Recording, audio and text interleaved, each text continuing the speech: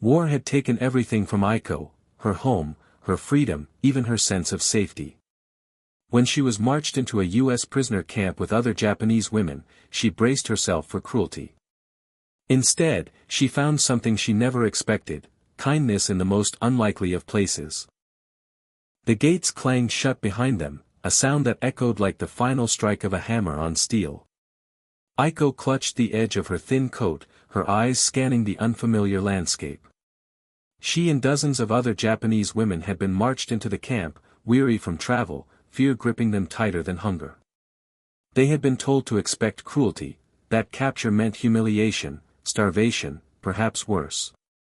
Every step across the gravel seemed heavier with dread. The air was cold, biting against their skin, and yet the silence of the American soldiers unsettled her most. They stood tall, rifles slung across their shoulders, their expressions unreadable. Aiko braced herself for shouts, for violence, for the stripping away of whatever dignity she had left. Instead, what came was nothing. No curses, no harsh blows. Only quiet orders and watchful eyes. As the women were led into a barracks, Aiko hesitated. She could still feel the ache of the war behind her: bombs, fire, screams. Her heart beat fast, convinced this was just another kind of battlefield. But then, something unexpected happened. A soldier placed a folded blanket into her hands. For a moment, she stared at it in disbelief. It was rough wool, nothing luxurious, but the simple act struck her deeply. It was not a weapon, not a punishment. It was comfort. Inside the barracks, trays of food were waiting: bread, stew, cups of water. Aiko froze. Her stomach tightened with suspicion. Why feed those considered enemies? She expected trickery, some cruel trick hidden behind the gesture. But when one of the women, trembling, took a bite, nothing happened. Slowly, cautiously, the others followed. The food was plain, but to Aiko, it tasted like hope. She hadn't expected kindness here, not even a flicker. And yet, in that first night, with a blanket on her shoulders and warmth in her belly, a small seed was planted. Perhaps her captors were not what she had been taught to fear.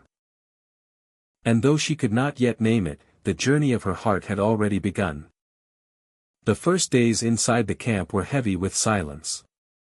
The women kept close to one another, whispering in their own language, their eyes darting nervously at the soldiers who patrolled the grounds. Every clang of a metal gate, every order shouted in English, made Aiko's heart lurch. Fear was still her closest companion. But it was during one ordinary evening meal that something unusual happened. The line moved slowly toward the mess hall, each woman clutching her tin plate. Aiko reached the front, where a young American soldier stood ladling stew into bowls. His face was youthful, almost boyish, with eyes that carried neither hatred nor malice. When it was her turn, he handed her the portion, but just as she stepped away, he quickly added an extra piece of bread to her plate. Aiko blinked in surprise. She glanced up, searching his face for mockery. But the soldier only offered a small, quiet smile before turning to the next person in line. She returned to her seat, staring at the bread as if it were some kind of puzzle. Around her, the other women noticed too, murmuring softly. Bread was no grand gift, but in captivity, every crumb meant life. The following day, it happened again. This time, the soldier didn't just give her bread, he slipped it to the older woman standing behind her, whose frail frame trembled from hunger. The woman gasped softly, bowing her head in thanks, though she knew he couldn't understand her words. Aiko watched him carefully over the days that followed. He was quiet, almost invisible among the louder, sterner soldiers. But in small, unnoticed gestures, a little extra food, a reassuring glance, he chipped away at the wall of fear that surrounded the captives. It was strange, Aiko thought, how something so simple could feel so revolutionary. Bread was not just bread anymore. It was proof of humanity, tucked into the hands of those who had expected none.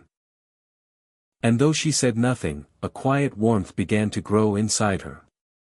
Perhaps kindness could exist even here, in a place built by war. Winter crept into the camp with icy winds that found their way through every crack in the wooden barracks. Aiko wrapped herself tightly in her thin blanket, shivering as her body fought against a fever that had been building for days. She tried to hide it from the others, unwilling to burden them with her weakness, but the truth betrayed her in the violent coughs that shook her chest. When she could no longer stand during roll call, 2 guards approached. Fear seized her heart. Was this the punishment she had always expected? But instead of anger, their gestures were firm yet strangely gentle as they helped her to the infirmary. The room smelled of antiseptic, strange and sharp. Aiko lay on a cot, clutching her blanket, too weak to resist. Moments later, an American nurse appeared, her hair tucked neatly under her cap, her eyes calm but focused. Aiko stiffened. She expected indifference, perhaps cold efficiency. Instead, the nurse knelt beside her and spoke softly, though Aiko understood only fragments of English. "Okay, you're safe," the nurse murmured, her voice warm, like a lullaby Aiko hadn't heard in years. The nurse placed a cool cloth on Aiko's forehead, then carefully checked her pulse.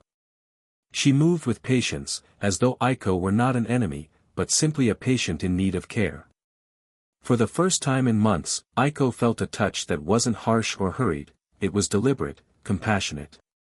As the fever raged through the night, the nurse returned again and again, bringing water, adjusting blankets, whispering words of comfort even though Aiko could not understand. But kindness needed no translation. By morning, Aiko's fever had broken. She lay weak but alive, tears stinging her eyes as she realized what had just happened. She had been treated not as a prisoner, not as the other, but as a human being worthy of dignity. Something within her shifted. The war had painted enemies in sharp, unforgiving lines. Yet here, in the quiet care of a stranger, those lines blurred. Humanity was not bound by flags or uniforms. It lived in gestures, in bread, in water, in the gentle hands of a nurse. And for Aiko, a barrier she thought unbreakable had begun to crumble. The winter nights grew colder, the kind of cold that gnawed through blankets and burrowed into the bones. Inside the barracks, the women huddled together on their bunks, whispering softly in the dark, their breaths visible in the frigid air. Aiko lay awake, shivering, her thin blanket pulled tightly around her shoulders. The fever had passed, but weakness lingered, and the cold felt merciless. She tried to hide her trembling, afraid of appearing vulnerable again. But just before dawn, she heard the creak of the barack door. Her heart skipped, any sound in the night brought unease. A shadow entered quietly, moving with careful steps. It was the young American soldier she had noticed before, the one who had given bread. In his hands, he carried something folded. Aiko's breath caught as he approached her bunk. Without a word, he gently placed a heavy coat over her shoulders. It was far too large for her, its lining worn from use, but it was warm.